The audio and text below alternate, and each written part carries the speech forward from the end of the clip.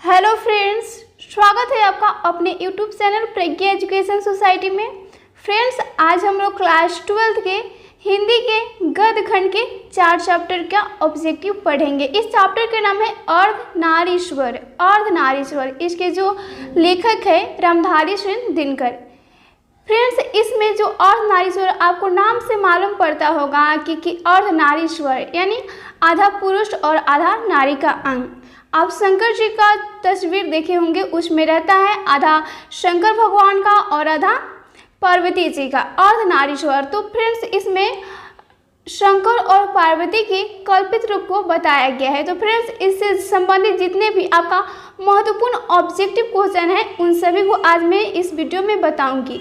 इसमें मैंने जितना भी ऑब्जेक्टिव क्वेश्चन लिया है वो सभी आपके बोर्ड एग्जाम की दृष्टि से बहुत ही महत्वपूर्ण है। तो आप लोग इस वीडियो को ध्यानपूर्वक देखिए और जितने भी प्रश्न हैं सभी को याद कर जाइए। और यदि आप हमारे चैनल पर नए हैं और अभी तक हमारे चैनल को सब्सक्राइब नहीं किए हैं तो प्लीज़ सब्सक्राइब कर लीजिए, क्योंकि यहाँ से आपके सभी विषयों के ऑब्जेक्टिव की तैयारी बहुत ही बढ़िया तरीके से करा दी जाती है। चलिए हम आज का क्लास शुरू करते हैं।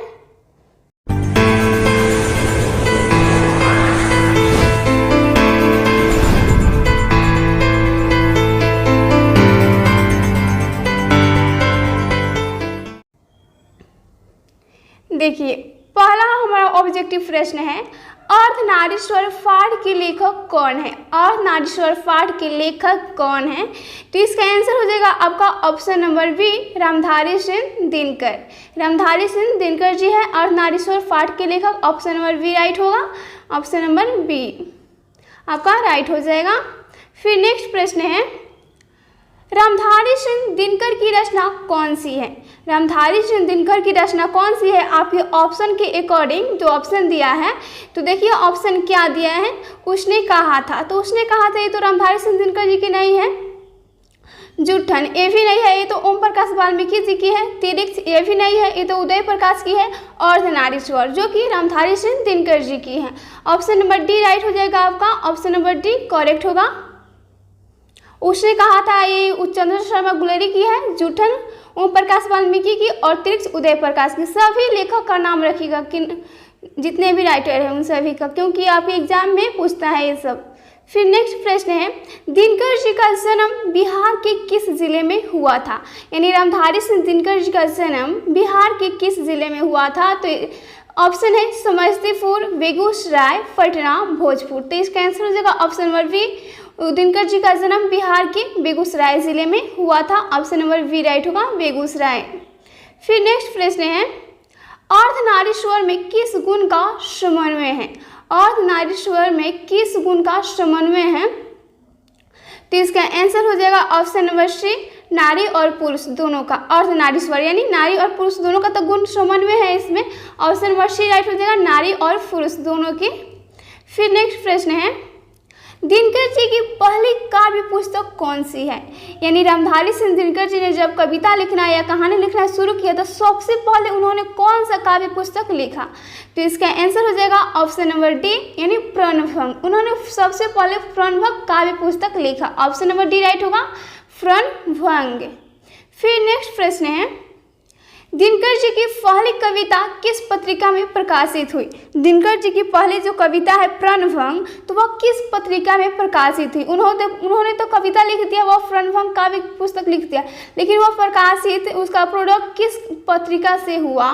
तो इसका आंसर हो जाएगा ऑप्शन नंबर ए, छात्र सहोदर। छात्र सहोदर नामक पत्रिका में जो दिनकर की पहली काव्य पुस्तक थी वो प्रकाशित हुई। ऑप्शन नंबर ए राइट होगा, छात्र सहोदर। फिर नेक्स्ट प्रश्न है, दिनकर जी की पहली कविता कब प्रकाशित हुई? देखिए, जो दिनकर जी की पहली कविता है प्रणभंग, वो तो छात्र सहोदर नामक पत्रिका में प्रकाशित हुई, लेकिन वो कब हुई पूछा जा रहा है, वो कब हुई, किस सन में हुई? तो इसका आंसर हो जाएगा आपका ऑप्शन नंबर बी कि 1925 ईस्वी में हुआ था। वो जो दिनकर की पहली कविता थी प्रणभंग, उसका प्रकाशन 1925 ईस्वी में हुआ था छात्र सहोदर नामक पत्रिका में। ऑप्शन नंबर बी राइट होगा इसका, 1925। फिर नेक्स्ट प्रश्न है, दिनकर जी के अनुसार यदि पति विचार है तो पत्नी क्या है? रामधारी सिंह दिनकर जो लेखक है उनके अकॉर्डिंग यदि पति विचार है तो पत्नी क्या है? तो इसका आंसर हो जाएगा ऑप्शन नंबर सी, पत्नी भावना है। पति विचार है तो पत्नी भावना है। ऑप्शन नंबर सी राइट होगा, भावना है। फिर अगला प्रश्न है, बुद्ध और महावीर ने नारियों को कौन सा अधिकार दिया? बुद्ध और महावीर ने नारियों को कौन सा अधिकार दिया था? तो इसका आंसर हो जाएगा ऑप्शन नंबर बी, भिक्षुणी होने का अधिकार दिया था। बुद्ध और महावीर ने नारियों को भिक्षुणी होने का अधिकार दिया था। ऑप्शन नंबर बी राइट होगा। फिर नेक्स्ट प्रश्न है, पुरुष जब नारी के गुण लेता है तब वह देवता बन जाता है, किंतु नारी जब नर के गुण सीखती है तब वह राक्षस हो जाती है। यह कथन किसका है? यह किसका कथन है? देखिए जो है इसमें बोला जा रहा है, लेखक बोल रहा है पुरुष जब नारी के गुण लेता है, यानी जब पुरुष नारी का गुण लेता है तो वह देवता बन जाता है। और ठीक इसके विपरीत यहाँ पर बोला जा रहा है कि किंतु जब नारी नर के गुण सीखती है तो वह राक्षस हो जाती है। ये तो गलत बात है। मतलब तो यहाँ पर पूछा जा रहा है यह कथन किसका है, एक किन्होंने कहा है? तो इसका आंसर हो जाएगा ऑप्शन नंबर सी, यानी एक प्रेमचंद्र जी का कथन है। प्रेमचंद्र जो कि एक लेखक है, वो भी महान। आपके 9th क्लास में जो भगसुगनी चैप्टर है बहुत ही मस्त, उसके देखिए इसका आंसर हो जाएगा आपका ऑप्शन नंबर सी, प्रेमचंद्र का। प्रेमचंद्र का पुरुष जब नारी के गुण लेता है तब वह देवता बन जाता है। और अजीब से राइट, तो इसका आंसर होगा ऑप्शन नंबर सी, प्रेमचंद्र का। किंतु आप आज के ज़माना में देख रहे हैं कि पुरुष हो या नर हो, सभी दोनों का काम कर सकता है। क्योंकि पुरुष भी आप देखते होंगे कि वह कपड़ा सिलाई उलाई ये सब स्त्री के जितने काम होता है वो सभी करता है, या फिर जो नारी है वो भी पुरुष के काम करती है। आज तो मीडियम ऐसा ही है, सबसे ज़्यादा मैक्सिमम यही चल रहा है। तो ये पहले ज़माना में जब प्रेमचंद्र का जो काल था तब उन्होंने कहा था। ऑप्शन नंबर सी राइट हुआ, प्रेमचंद्र ने एक कथन कहा था। फिर नेक्स्ट प्रश्न है, अर्धनारीश्वर का किस विद्या से संबंध है? अर्धनारीश्वर का किस विद्या से संबंध है, यानी यह क्या है? कहानी है कि नाटक है कि एकांकी है? तो इसका आंसर हो जाएगा ऑप्शन नंबर सी, एकांकी। ऑप्शन नंबर सी एकांकी है। एकांकी जो अर्धनारीश्वर है यह एक प्रकार का एकांकी है। फिर नेक्स्ट प्रश्न है, किसने अपने जीवन के अंतिम दिनों में नारीत्व की साधना की थी? किसने अपने जीवन के अंतिम दिनों में नारीत्व की साधना की थी आपके ऑप्शन के अकॉर्डिंग? तो देखिए ऑप्शन में क्या दिया है, गांधी जी ने, रविन्द्रनाथ ने, दिनकर जी ने, उदय प्रकाश ने। तो इसका आंसर हो जाएगा ऑप्शन नंबर ए, गांधी जी ने अपने जीवन के अंतिम दिनों में नारीत्व की साधना की थी। फिर नेक्स्ट प्रश्न है, अर्धनारीश्वर शंकर और पार्वती का किस प्रकार का रूप है? वह किस प्रकार का रूप है? तो इसका आंसर हो जाएगा ऑप्शन नंबर बी, यानी कल्पित रूप है। अर्धनारीश्वर शंकर और पार्वती का कल्पित रूप है।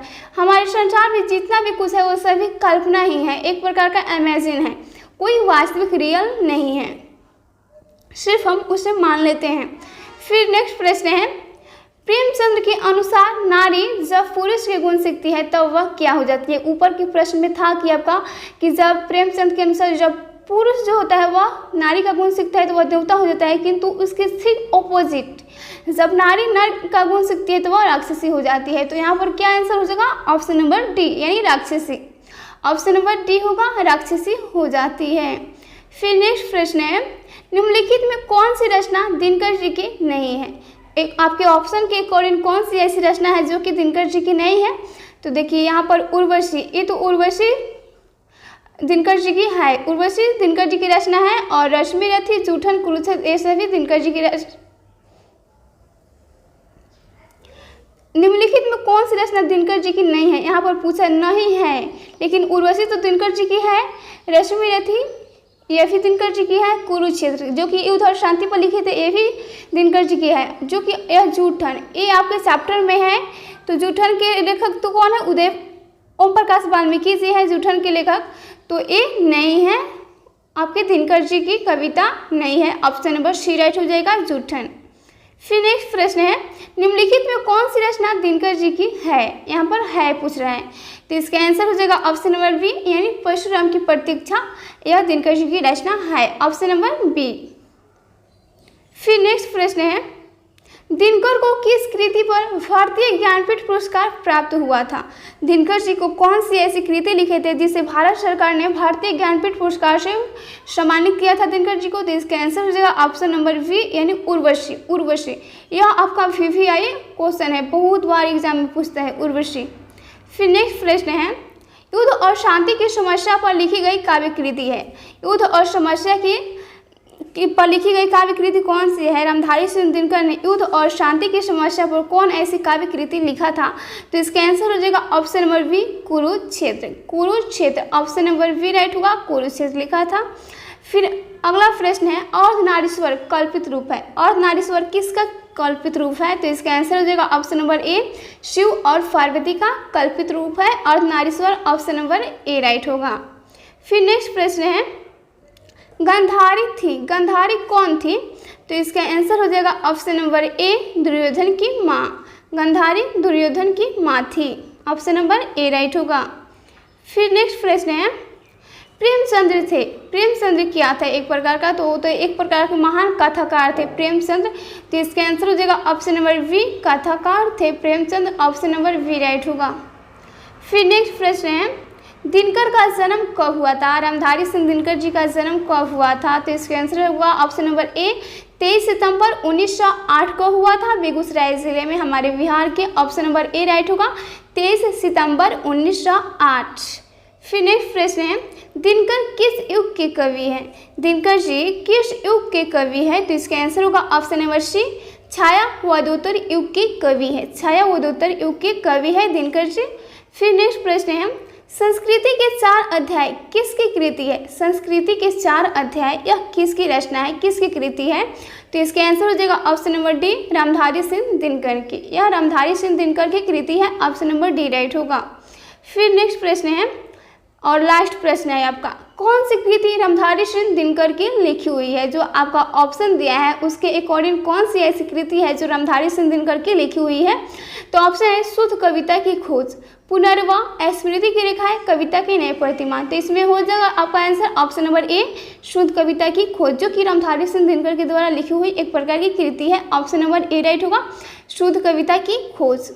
तो फ्रेंड्स आपके ये जो 25 ऑब्जेक्टिव क्वेश्चन थे आपके 4 लेसन में अर्धनारीश्वर पार्ट में, ये सभी बहुत ही इंपॉर्टेंट है जो कि आपके परीक्षा में आने की बहुत ही ज़्यादा चांसेस रहती हैं। तो आप लोग इस सभी को ध्यानपूर्वक देखकर याद कर जाइए। फिर मैं अगले वीडियो में अगले चैप्टर का ऑब्जेक्टिव लेकर आऊँगी। तब तक के लिए आप अपनी परीक्षा की तैयारी बहुत ही मस्त तरीके से करते रहिए। मिलते हैं अगले वीडियो में। जय हिंद, जय भारत।